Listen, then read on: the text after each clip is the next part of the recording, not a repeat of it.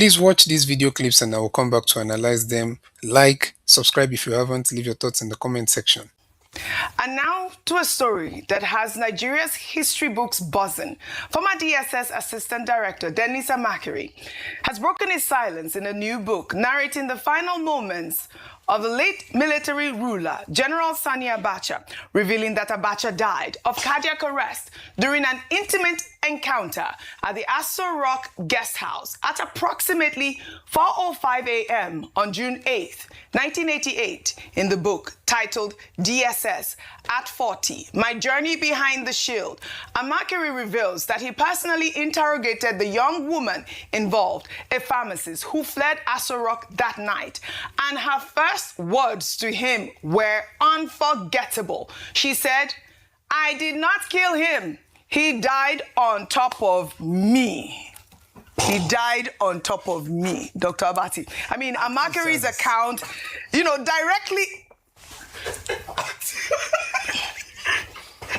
Please go ahead. This is a serious stuff. I mean, I was just about to say that, his account contradicts all of the stories that we have seen, whether he died of an apple and all of those poisoned apples or Indian girls. But he's insisting that the pharmacist's testimony remains the definitive account of what happened that night. Yes. Okay, very quickly.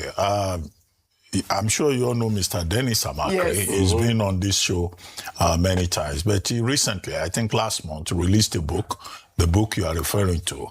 It's a 344-page book of 26 chapters. And it was in chapter 17 of that book that he talks about the month of death. Yes. How, death changed the history of Nigeria. And the main substance is what you have just referred to, where he was talking about the true account of Abacha's death. I think that's from pages 247 to page 257. Now, he was countering the account of Major Mustafa, who had said that his boss died after he had a handshake with a certain foreign official.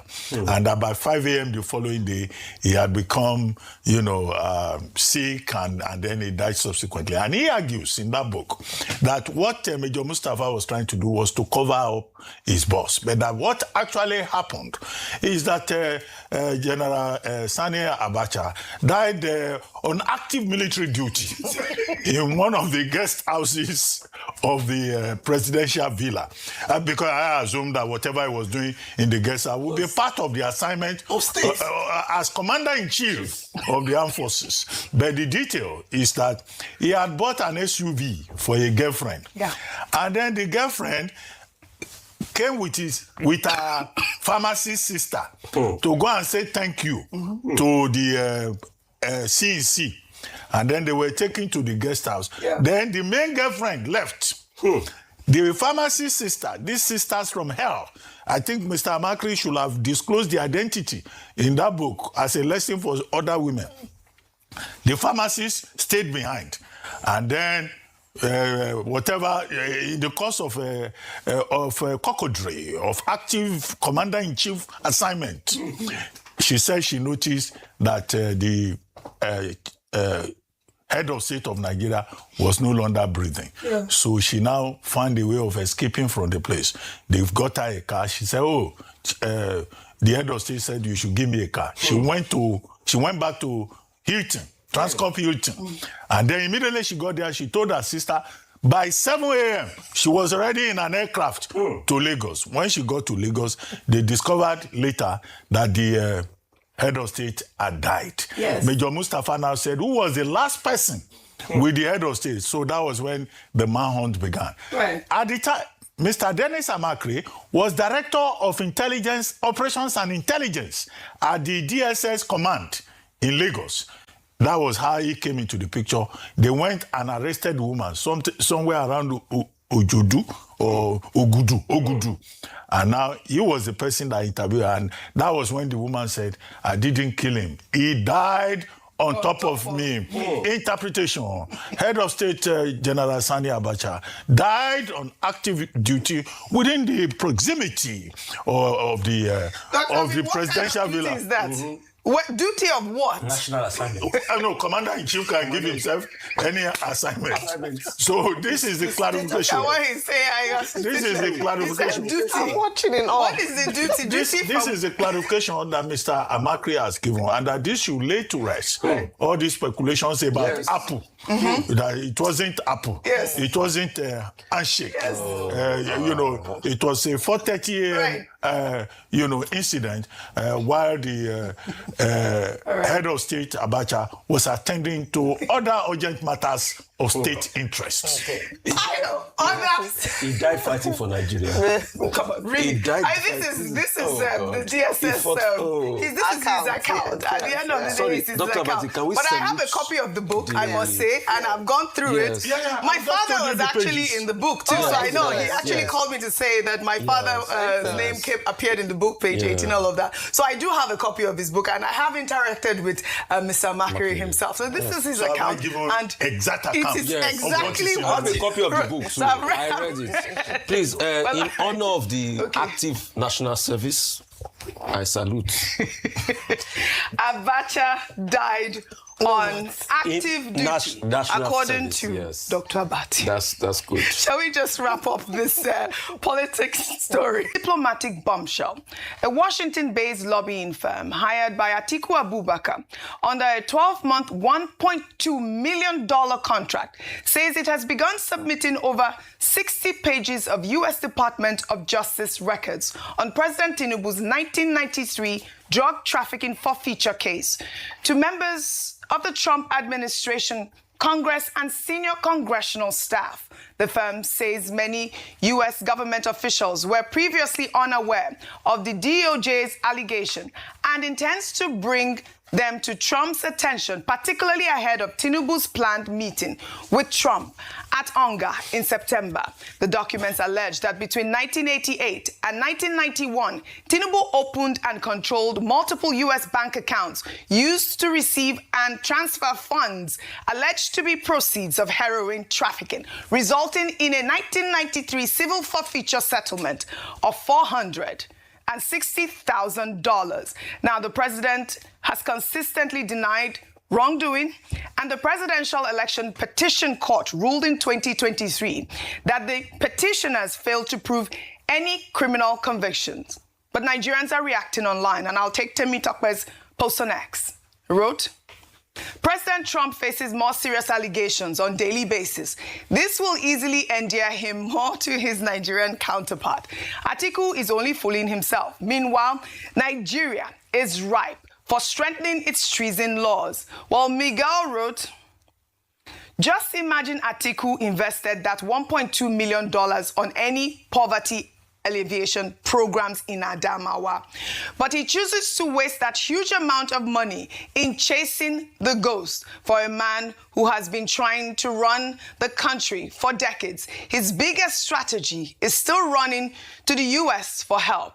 He expects a whole superpower to drop their global issues just to read a 30-year-old civil court case file. Someone needs to tell him that foreign politicians do not hold the keys to the local ballot boxes. Your thoughts? That last commentator cannot be more correct. Now, we have been in this issue, this red herring of civil forfeiture, this and that, every election cycle. I think it started as far back as shortly after the 1999 election, when President Bola Tinubu became the governor of Lagos State. Since then, these documents have shown up during every election cycle in which President Bola Tinubu has been involved. And the resolution has been the same at the end of the day. The most recent being the 2023 general elections in Nigeria, when petitioners, I think it was Mr. Obi at the time, went to the Presidential Election Petition Court to say that President Bola Tinubu, as candidate of the APC, should have been disqualified because he had a matter in the United States. This is the same thing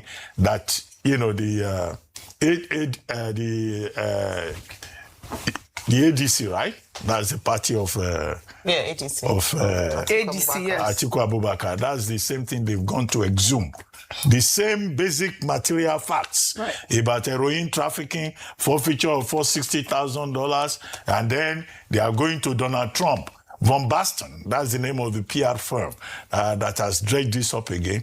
They are talking to Trump. They are talking to Department of Justice. They are talking about a freedom of information disclosure by one lawyer at a certain time. Just the same story all over again. Just to make a few points. The first is, I don't think anything will come out of it because we're dealing with two different jurisdictions here.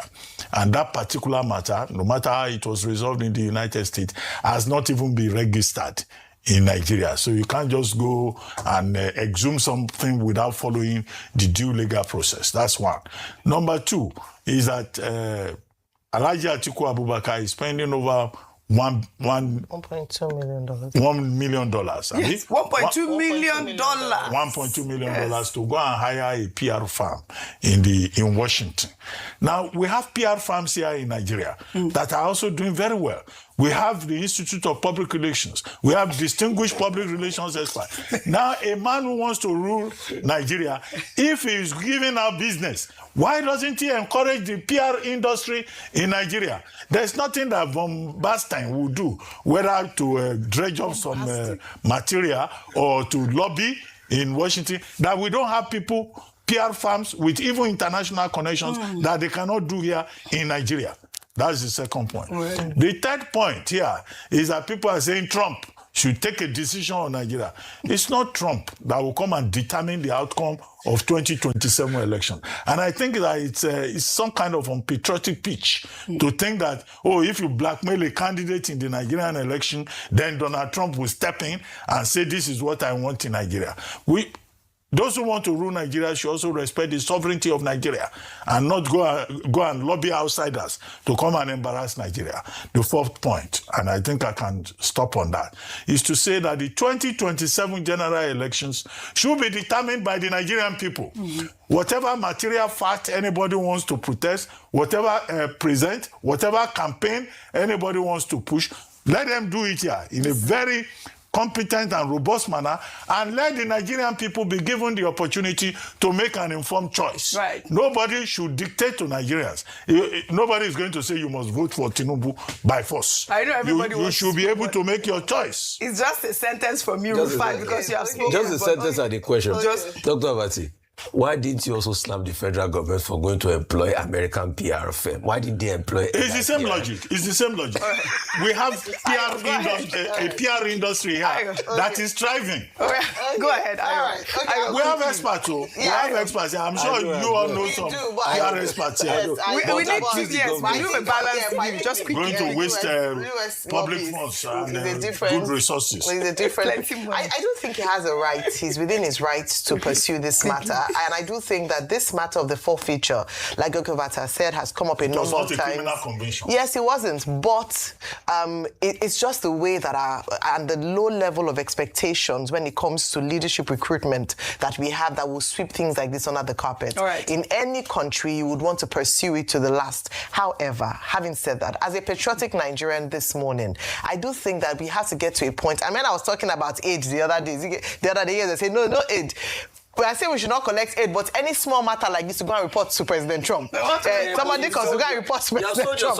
Wait. That's why so, what he's saying is that what he wants to do is, from what I see, is to cause embarrassment, especially because President Tinubu in 2 years is going to UNGA and would meet with President Trump. But he did the same in 2023. Yes, but it wasn't fruitful. So he knows he will not be fruitful. He got to the Supreme Court. But what I'm saying is that this is not just about Tinubu. It is the office of the president, and he represents every single Nigerian. Okay. My concern with this is that in pursuing political interest, do not drag the whole country into disrepute. Unfortunately, or whatever reason, he is the sitting president, and whatever we think we want to embarrass one man, it is a gross embarrassment to the nation of Nigeria. And I don't think that we should carry every matter and go to the United States in this neo-colonialism to come and intervene and say, we're giving too much power to the United States at this point. Well said, thank you. strange problems with Mexico your and government Canada. sent lobby. I leave Nigeria alone. Plenty problems. It's the same thing. Well, all right. Your government sent lobby. No, to that's buy everything. collaboration. Wait now. Which collaboration? Collabo.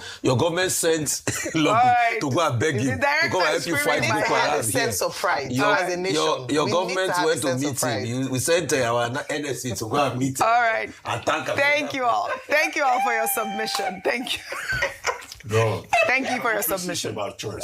Meanwhile, we received a clarification from the Office of the Deputy Speaker, Benjamin Kalu, which stated that the controversial 1 billion naira Bende church allocation in Abia State is actually 780 million naira after deductions, and that the funds were earmarked not just for musical instruments, but also for broader youth reorientation and social support program, and to equip over 130 churches to engage young people against vices, including drug abuse, sexual offenses, and violent crime. I mean, this seems like, a reasonable clarification, but Nigerians are asking why it took, public outrage to explain it. Transparency in budgeting should not require a press release after the fact. I mean, the Deputy Speaker is saying that, after deduction, it's not 1 billion, it's 780 million, and that is going to the youth, not just for musical equipment. Your thoughts? I mean, I don't know what to do again, Oji. A Deputy Speaker justify breaking of the law in the country. Oji, this country has become a joke. I hate to say that. Dr. Abati, please. It's not yet a joke. It's our country too. It's our country too, but it's looking like a joke. Dr. Abati, is based on Nigeria Constitution, is the government supposed to allocate money to churches? It's a youth rehabilitation program. Can the church that is not paying taxes do their youth rehabilitation program? Is government supposed to allocate money to the churches? With all the money they are taking from all the money from Ayo. And their tax free. See, this explanation. You've always supported tax. Yes, I do, and I will have begged whoever wrote this, please, you shouldn't have written it, because it's one of the dumbest things I've read in recent times. So dumb, so ignorant, so plausible, foolish. Next time, when we raise concern, please don't react. I know you have spokespeople that will have to react to justify the poverty empowerment program that we are doing with giving these people writing jobs, because they're part of poverty empowerment. See, let's stop reacting and calling Nigerians idiotic, because that statement just called all of us idiotic. Justifying this, man. That spending, if we have a country, should be revoked forthwith. So church can't do their sensitization program. It's government spending. They used to do church sensitization program. I just want to ask Oji, when we, in our Ayilala shrine, want to do... Where's your shrine? Ayilala shrine. Onisheshi.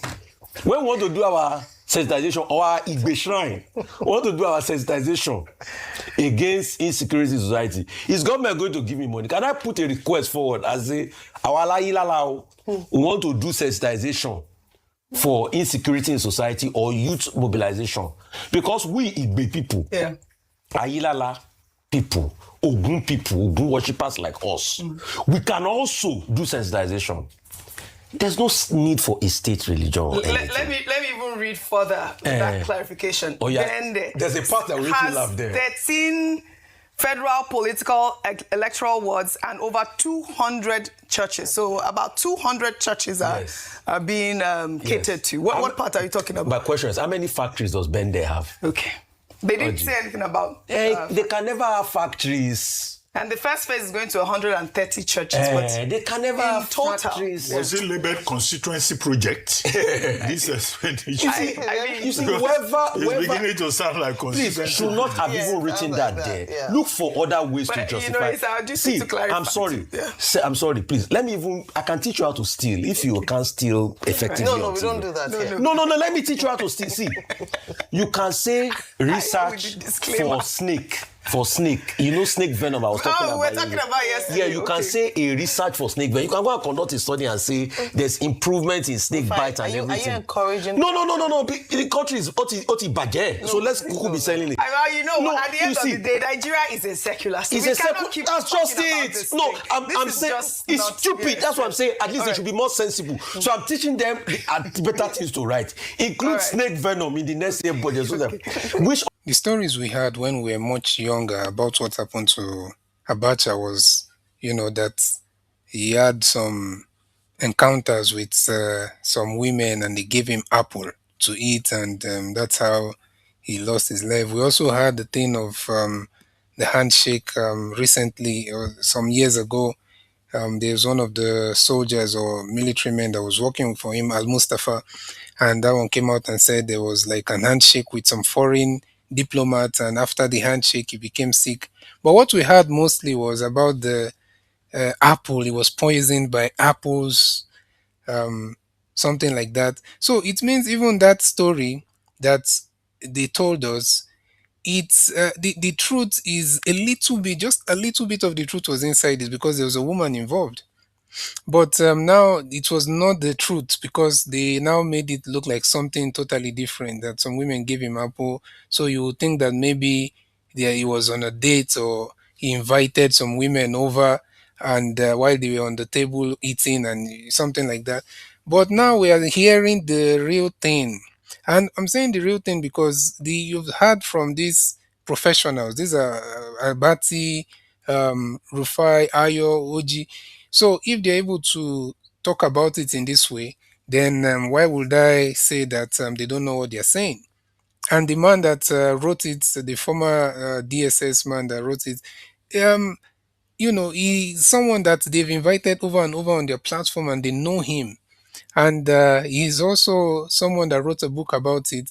And he gave, he actually, I've not read the book, but he gave step by step, you know, account of how he encountered that woman.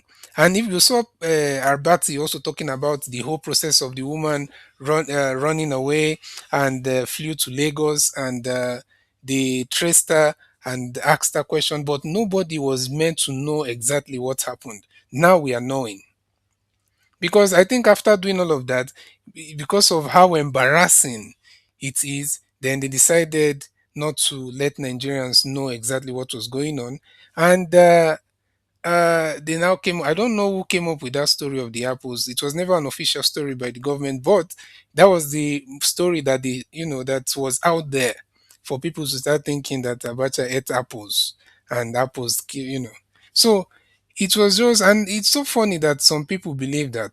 I'm sure not everyone believed it, but it's so funny, thinking about it right now, you'll be like, how did you ever believe such a thing?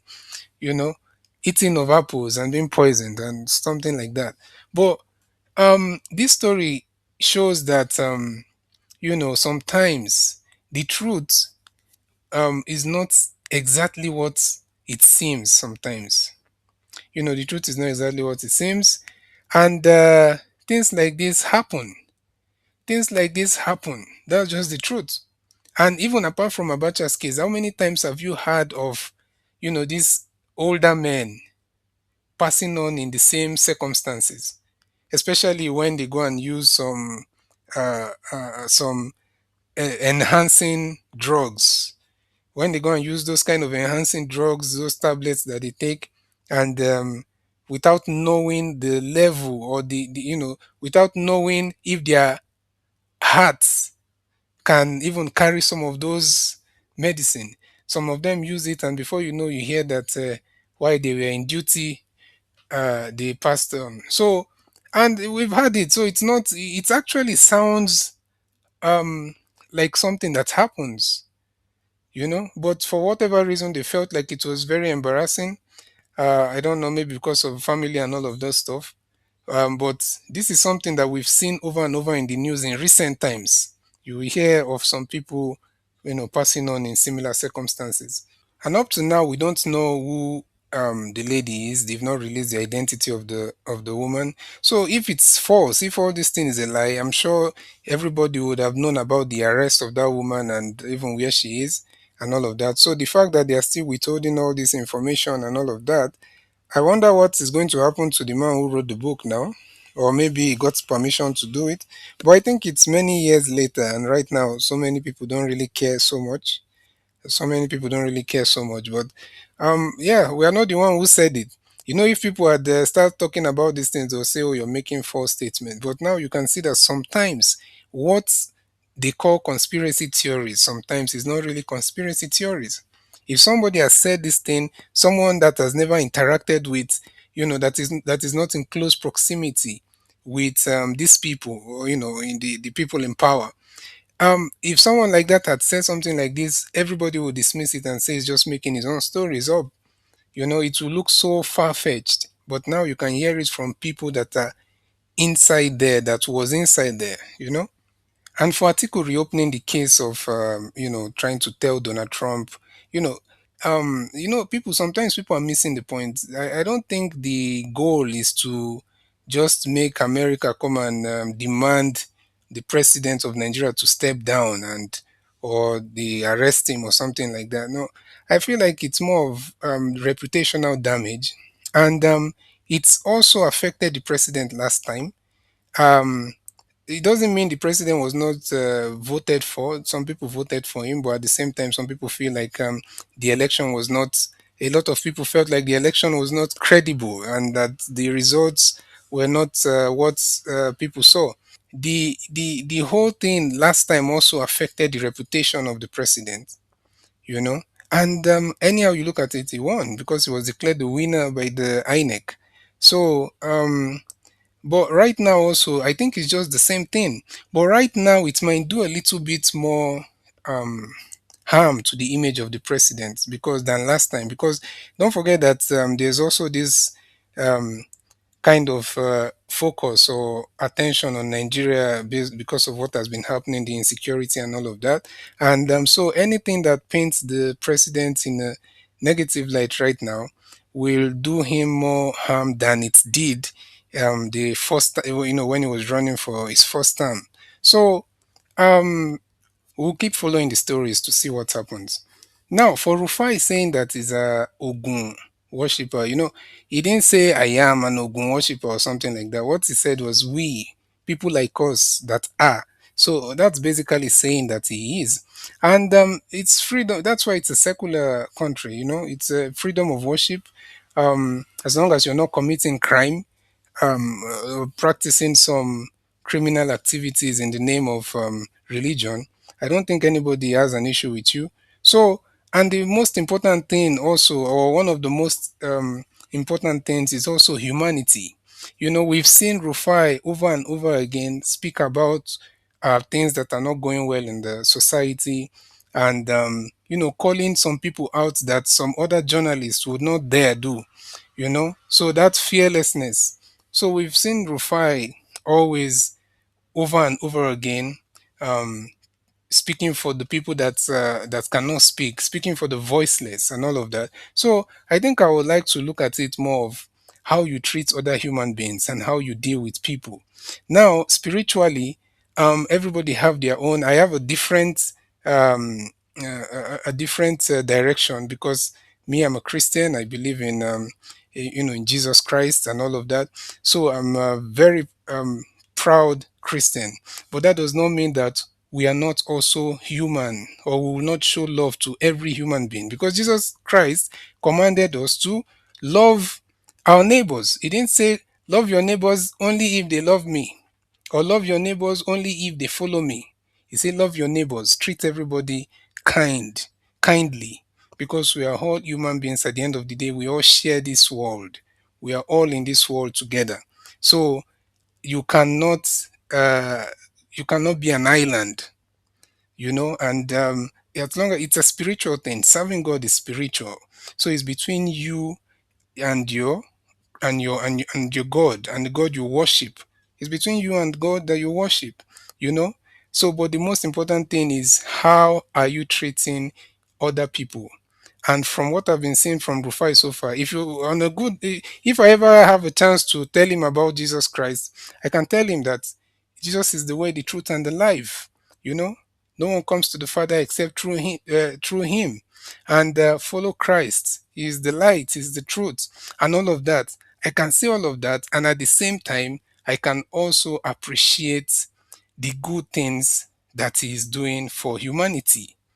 You understand? So that's how I see some of these things. So guys, tell me what you think in the comment section. Please like, subscribe to the channel if you haven't, and I will see you next time.